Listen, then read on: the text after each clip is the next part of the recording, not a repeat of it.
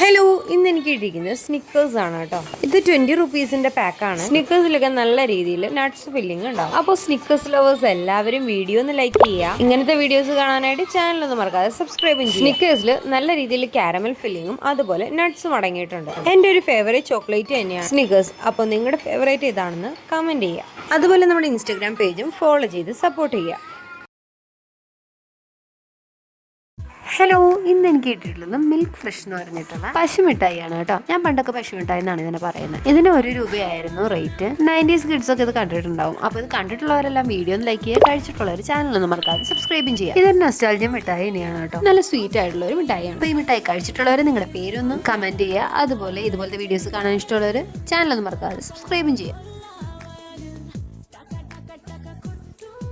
Hello, ഇന്ന് എനിക്ക് കിട്ടിയിരിക്കുന്നത് കമര ചോക്ലേറ്റ് എന്ന് പറയുന്ന ഒരു ഇമ്പോർട്ടഡ് ആയിട്ടുള്ള മിഠായിയാണ്. ഗൾഫിൽ നിന്നൊക്കെ ആരെങ്കിലൊക്കെ വരുമ്പോൾ നമുക്ക് കോമൺ ആയിട്ട് കിട്ടുന്ന ഒരു ചോക്ലേറ്റ് ഉണ്ട്. അതിന്റെ സെയിം ടേസ്റ്റ് ആണെന്ന് വിചാരിച്ചാണ് ഞാൻ ഇത് ഓപ്പൺ ചെയ്തത്. ബട്ട് അതിലും ഫാർ ബെറ്റർ ആയിട്ടുള്ള ഒരു ചോക്ലേറ്റ്, നല്ല ടേസ്റ്റി ആയിട്ടുള്ള ഒരു ചോക്ലേറ്റ് ആണ്. അപ്പോൾ ഈ ഒരു ചോക്ലേറ്റ് കണ്ടിട്ടുള്ളവരും കഴിച്ചിട്ടുള്ളവരും വീഡിയോ ഒന്ന് ലൈക്ക് ചെയ്യുക. ഇങ്ങനത്തെ വീഡിയോസ് കാണാൻ ഇഷ്ടമുള്ളവർ ചാനൽ ഒന്ന് മറക്കാതെ സബ്സ്ക്രൈബും ചെയ്യുക. അപ്പോൾ ഇത് കഴിച്ചിട്ടുള്ളവർ യെസ് എന്ന് കമന്റും ചെയ്യുക.